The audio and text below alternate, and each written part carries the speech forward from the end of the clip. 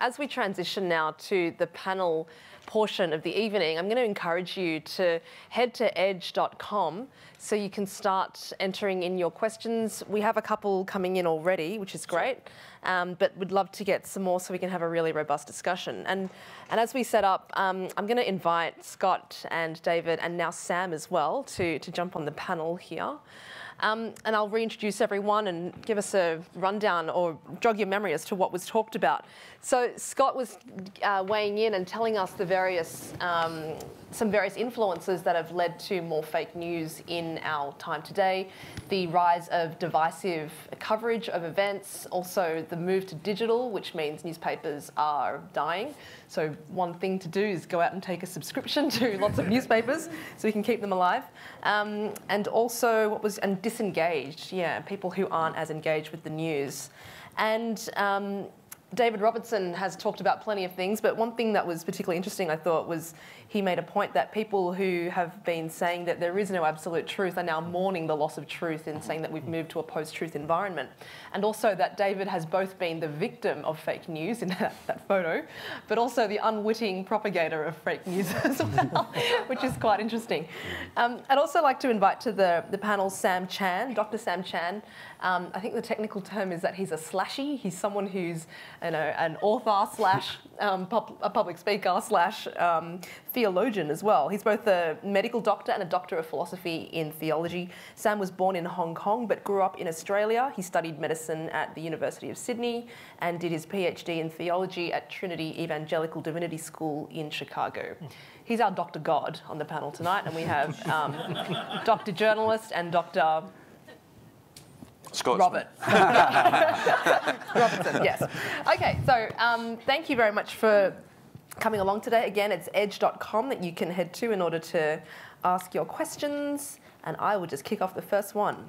Scott, but how can we know truth and facts when we and newspapers are all biased? Don't we all read and report through our opinions, for example? Yeah, that's great. That's true.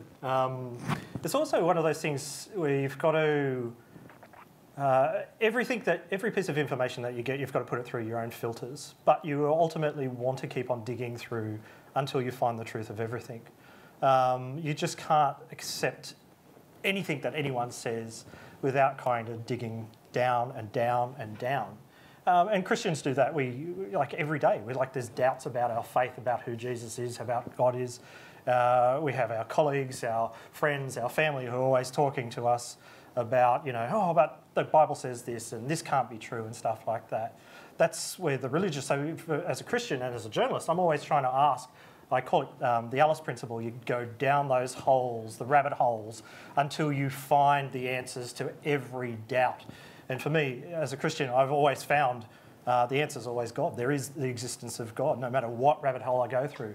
And working in the media, it's interesting because the example I give is that, say that a politician comes out and says they've spent $50 billion on an event.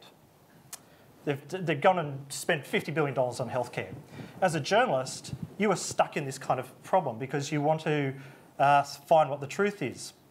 So you've got, say it's the Prime Minister, he's going to spend $50 billion on health. So you go over to the opposition leader and he says, oh no, they only spent $25 billion of health and we'll spend $75 billion.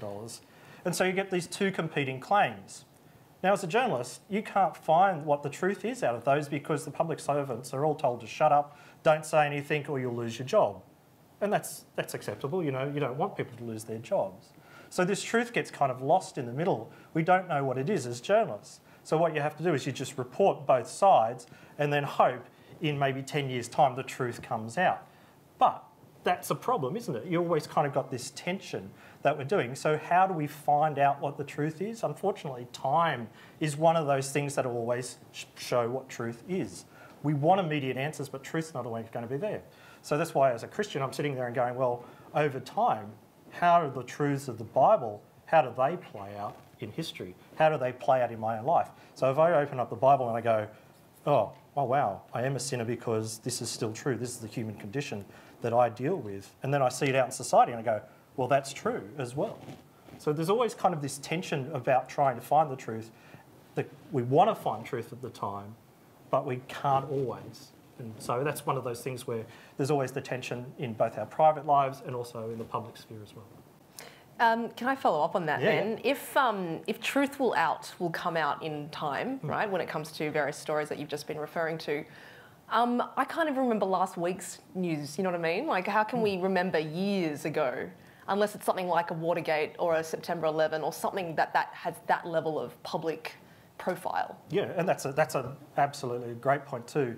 The things that we do is we tend to get passionate about certain ideas, so we go and follow those kind of ideas, and that's where a problem comes with online journalism, so-called online journalism opinion, because we start to listen to our own echo chambers.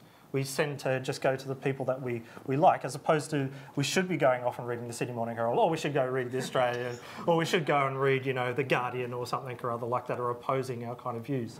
So we've got this constant wanting to find the truth and hearing other views talking to us all the time.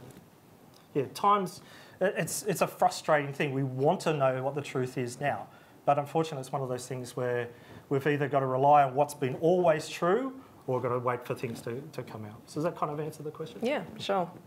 Okay, I would like to ask, let's take this to David first, and we'll see if Scott and Sam, you can talk as well. No, Sam doesn't know how to talk. The problem is making him stop talking as well. Anyway, how can we overcome tribalism and us versus them narrative on a day-to-day basis? Do you have any tips to combat this? David, what do you reckon? Yeah, if you all agree with me, we'd be fine. That's the way it would work. Yeah. Can I just add something to what Scott was saying there? The answer to the question that you were making there is history. I mean, I'm a historian, and we do need to look at history. There is nothing new under the sun, and that does help in comparison. But that also, actually, for me, also helps how you avoid tribalism. I mean, you soon get into it. I've only been in Australia for 2 months, and I already know that Sydney's the best city in Australia, and that Melbourne has the worst coffee, and the North Shore's the best place to live in Sydney, you know, and we will be tribalistic with that. I think, again, it's tied in with Scott's first thing, that we will never, ever know everything. You know, you may think I'm a know-it-all now, but you should have seen me 20 years ago. I really did know everything. We'll never know everything. And so if there's an attitude of humility, plus a belief that there really is truth out there, plus you have enough confidence, and for me, like it does come from my relationship with Christ, but you have enough confidence that you say, you know, whatever the truth is, it's not going to kill me.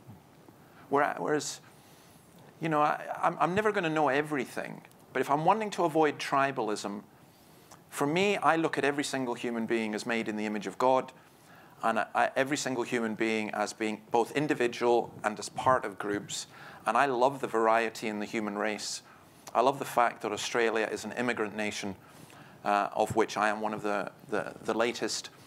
And I love the fact that I just love being with people who disagree with me, which is pretty well everyone, but so I have a good life. Scott, do you want to weigh in on how to overcome tribalism? I'll throw an idea out, and then I think Sam may pick it up.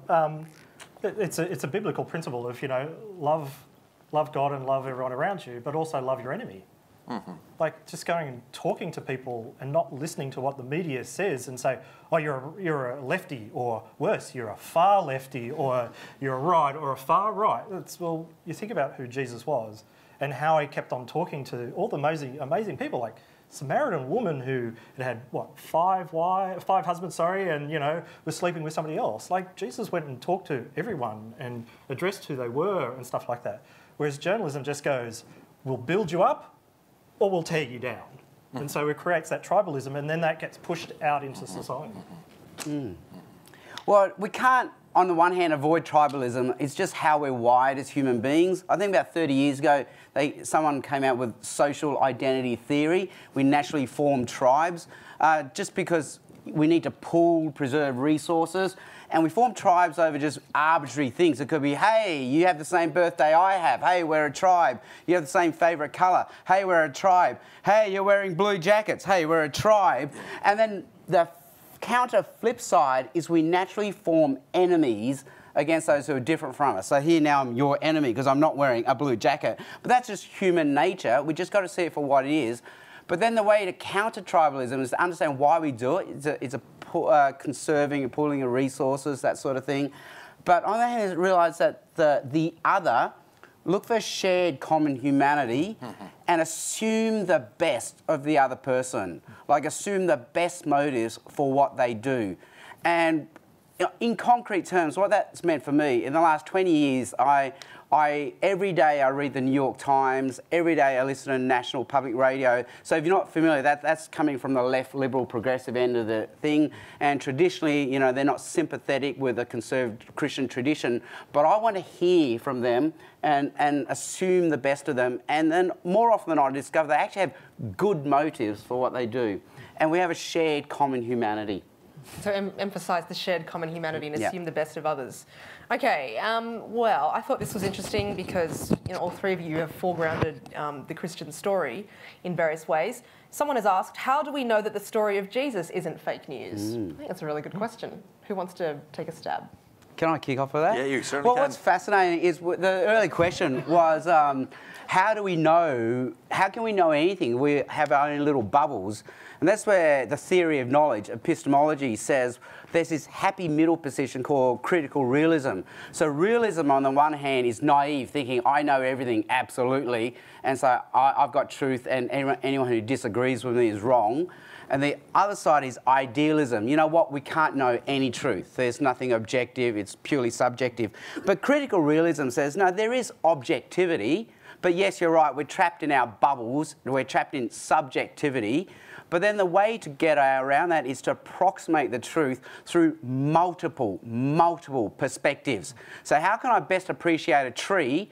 Well, let's get a crayon, let's get a watercolour, let's get a photo, let's get a charcoal drawing, and through all of that we can approximate what the tree really is like. So multiple perspectives, multiple news sources. And the New Testament is amazing because the New Testament, the Bible, backs up critical realism theory because it says it's the gospel of Jesus, but according to Matthew's perspective. The gospel of Jesus, but according to Mark's perspective. The gospel of Jesus, but according to Luke's perspective. The gospel of Jesus, but according to John's perspective. Then you got Paul's perspective. Then you got the writer of Hebrews' perspective. And then you got Peter's perspective. And it goes on. And my favourite one is the one written by James, the brother of Jesus. And that's how I know Jesus really was the Son of God, because his brother thought he was the Son of God. No brother is ever going to think you're the Son of God. He grew up with you, he fought with you, he wrestled with you, unless you really were the Son of God. So it's the multiple perspectives. There is no one Bible about Jesus. There's actually multiple accounts about Jesus. Before we hit David on that, Sam, can I just pick you up on that? So people will often say that, like the Gospels disagree with each other. So but from this perspective, you're saying... No, it's complementary truths. Yeah, just like if you went to a court of law, it had 4 eyewitnesses, you're going to find that they have 4 complementary, but not word-for-word stories about the same event. And that's what you find with the Gospels. The Gospel of John is so different from the Gospel of Matthew. You think, are we even talking about the same Jesus? But it's just a very different perspective. Complementary perspectives. David, do you want to weigh in? Yeah, a little bit. I spend my life kind of answering this question a bit. Like you're saying, the complementary perspectives, that's spot on, because that is exactly what happens. It's different angles looking at things. But, people come to this statement, there's full of contradictions, and they say, well, name some. In fact, right now, I've got about 5 people writing me, and I've told them you're limited to 2 per day. But, I've been studying this for years and years and years. So I would say 3 things. 1, you ask. If you don't know something, you ask. That's my way of finding, typical male, maybe I shouldn't put all Australian males who are much more intelligent and gentle. But typical UK male, if I'm in Sydney and I'm trying to get somewhere and I don't have Google Maps and my wife's with me, I'm saying, I know where I'm going. I'm not going to ask anyone. That's just daft. I should just ask. Ask. So you ask. And I think you ask. You can ask in prayer, you ask different people. I think that's really, really important. Seek is if you're interested in truth, seek it. Look, I wanted to find out about Islam, so I read the Quran. You know, I want to find out. I want to find out about Australia, so I read books on history in Australia, or I read different. So you seek, and then I think the other is knock. You know, you want in. You've had enough. You've said, I've done enough investigation. I want in, and I've never known anyone who has done that, who has not been allowed in, if you like. So I think the question is a completely valid one, and I wouldn't knock it and say, oh, you've just got to believe. I think people who say you've just got to believe are not reflecting Christianity at all. Because believe what? You know, you can believe anything you want. It's not just got to believe. It's who you believe in that's really, really important. And I don't think you should rush into a marriage. I don't think you say, oh, I'm going to marry that person because they asked me to. I think you find out a wee bit about them first. And I think it's the same way with finding out about Jesus. You count the cost, and you find out who he is. So, and I think you can do it. I mean, I'm a historian. You can do the historical stuff, but you can do lots of other stuff as well. Okay, here's another question from the audience. Why do we need to know what's going on in the world anyway? Doesn't it just cause stress? Why not cocoon ourselves? You've got a minute to convince them. Who wants to go?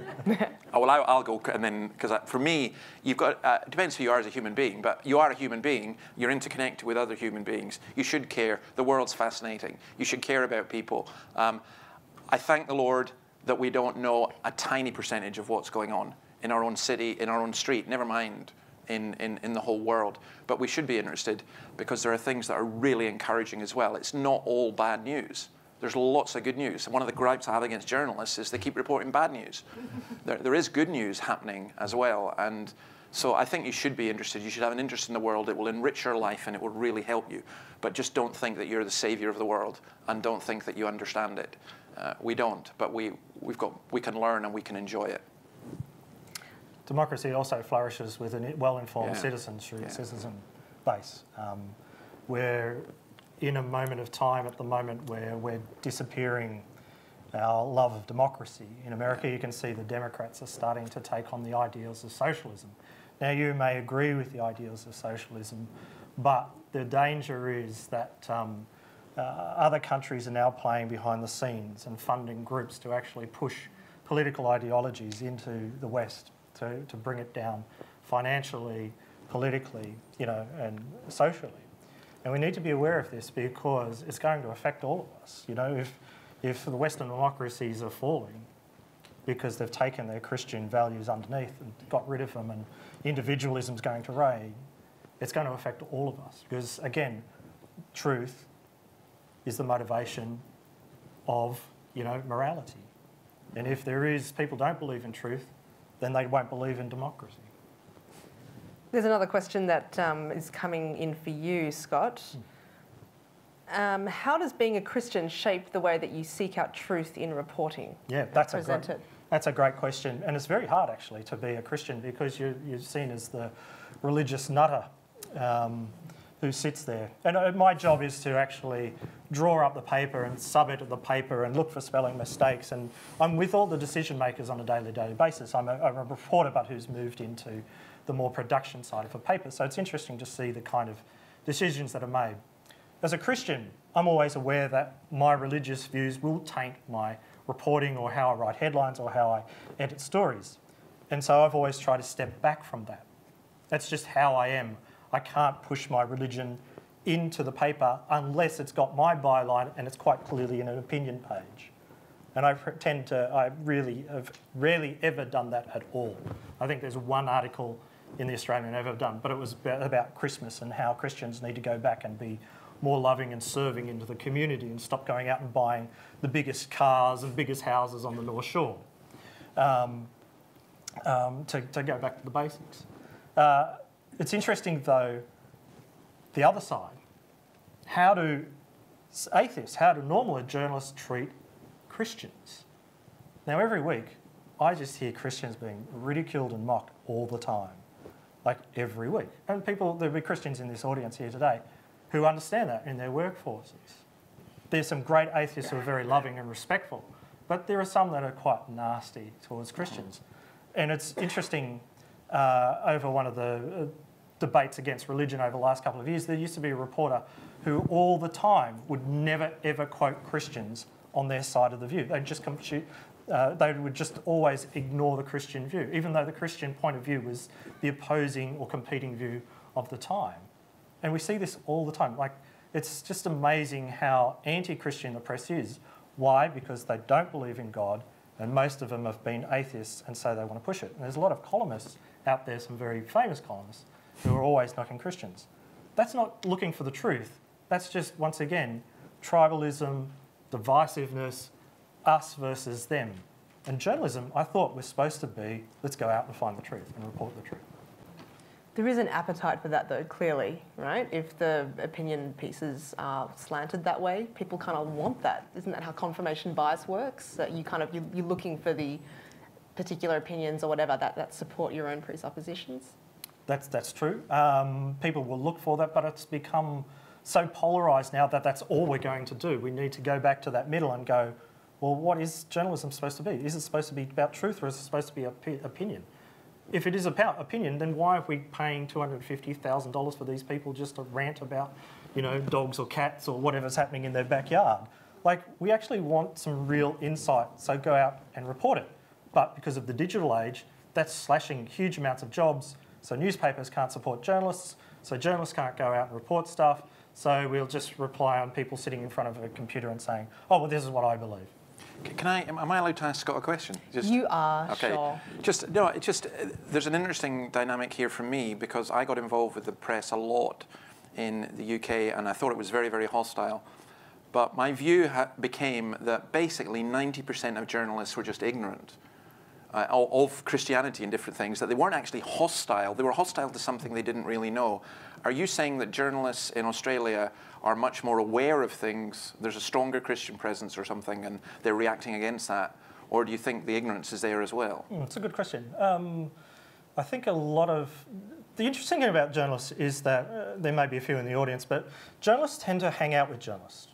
They drink with journalists, they eat with journalists, they talk to journalists. They marry journalists. They marry journalists, they sleep with journalists, they get divorced from journalists, and they have journalists. So there's kind of like generations of journalists just procreating with each other, and it's kind of like a Frankensteinian science coming out. It's an incestuous community. It is very much so, because you think about it, journalists work long hours, sometimes 10, 14 hours, so their whole job is just around journalism. They read papers, they listen to newspapers, they listen to radios, they listen to TV. So all their life's about the media. Now, most of them haven't actually met a genuine Christian for a long, long time, or like a Muslim or a Hindu or somebody who is into Buddhism or any of the other kind of religions. Why? Because it's not in their circle of friends. Their circle of friends are journalists. So you have this small group of people just constantly talking to each other about the same views. I had one of my colleagues who is a wonderful person as well and truly left the paper. I said to her one day, so why don't you believe in God? And she said, well, it's because back in high school, the nuns used to beat me. So she's got this horrible sense of, what Christianity's supposed to be on something that happened then. Or I went to a private school and, I heard about God when I was like 7 years old. And so we've got this very kindergarten kind of view of God that's out there. Or alternative, we look to the American evangelicals and we go, man, that's crazy. That's a different kind of view. Without actually going, let's actually go out and find out what Christianity is really about. Two, does the Bible really see that? Because that's where all Christians, that's the absolute, arbiter of truth. Go to the Bible. What does that say? So you've got this kind of constant culture that's just never engaging with religion. They're too afraid to talk about it, or they're very hostile about it, or they just don't want to know it. So yeah, it's an interesting culture of, I know it exists, but we're not going to talk about it. And if most people have some kind of faith or some kind of idea across the world, or even in Australia, there's still enough that consider themselves roughly religious. Why don't we ever actually hear about it or talk about it? Mm-hmm. Not all stories are going to be religion, but sometimes they do come cross into the religious field. If these are lots of opinions, then how do we deal with, sin? How do we deal with alcoholism? How do we deal with drug abuse? If we don't realise people are quite impulsive and go and do the wrong things, then you're not even really getting to the root cause of the issues that are affecting society. And so we just go, we'll throw more money at it. and that's not the solution. Or we'll lock them up, and that's not the solution. We actually have to deal with the soul of people.